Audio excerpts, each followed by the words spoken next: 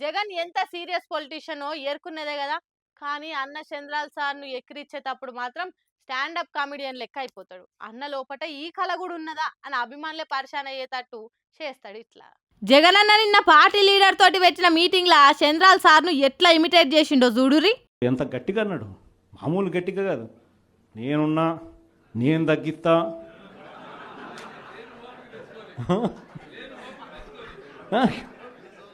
మాటలన్నీ కూడా మామూలు మాటలు కాదు. తీరా వచ్చిన తర్వాత 6 నెలలు తిరక్కమునిపే 15,000 కోట్ల రూపాయలు బాధుడు ఉట్టి కరెంటు మీద. సో దీన్ని క్వశ్చన్ చేస్తూ 27వ తారీఖున జనవరి 3వ తారీఖున ఫీజు రీఇంబర్స్మెంట్ అందక పిల్లలు ఇబ్బందులు పడతా ఉన్న పరిస్థితులు. మనం ప్రతి 3 నెలలకు ఒకసారి పిల్లలకు 3 నెలలు అయిపోయిన వెంటనే ఫీజులు ఇస్తూ ఉన్న పరిస్థితి మన ప్రభుత్వం. విద్యా దీవెన, వసతి దీవెన క్వార్టర్ అయిపోయిన వెంటనే 3 నెలలు అయిపోయిన వెంటనే 4వ నెల వెరిఫై చేసి 5వ నెలలో పిల్లల తల్లుల చేతుల్లో డబ్బులు పెట్టి పిల్లలకు విద్యా దీవెన, వసతి దీవెన కింద పూర్తి ఫీజు రీఇంబర్స్మెంట్ మనం ఇస్తూ ఉంటే ఈరోజు ఈ జనవరి వచ్చేసరికి 4 త్రైమాసికాలు, ప్రతి త్రైమాసికం తర్వాత ఇస్తూ ఉన్న మన పాలన 4 త్రైమాసికాలు అయినా కూడా పట్టించుకొని చంద్రబాబు పాలన.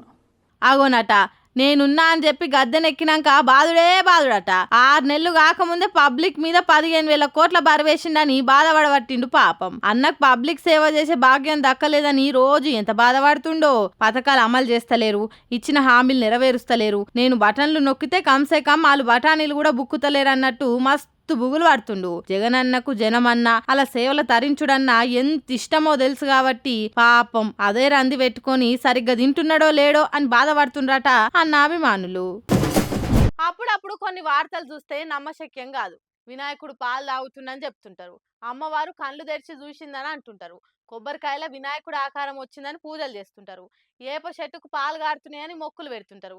గట్లనే ఇప్పుడు లాల్ దర్వాజా మేకల బండ నల్లపోషమ్మ గుళ్ళె కూడా ఏదో అద్భుతం జరిగిందని భక్త జనం బారులు తీరుతుండ్రట. ఈడ చూస్తుండ్రా పాదముద్రను.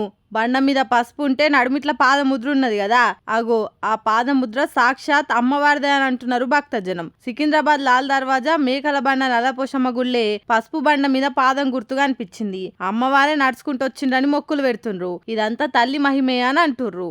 అయితే కొందరేమో అమ్మవారు నడిచొచ్చుడేంది, ముందుగాలే పాదముద్ర ఉన్నదా, లేకుంటే ఎవరన్నా పాదముద్ర వచ్చేసిండ్రా, ఎవలో బొమ్మేసినట్టు గంత మంచిగా ఎట్లుంటది, గుళ్ళె సీసీ కెమెరాలుంటే చూడాలే అని అంటుర్రు. మహిమలు ప్రదర్శించేటందుకు ఇదేం సత్యకాలం కాదని అంటుర్రు. కానీ భక్తజనులు మాత్రం ఖచ్చితంగా తల్లి మహిమే, ఎవ్వలేమనుకున్నా మాకు అవసరం లేదని మొక్కులు పెడుతుండ్రు.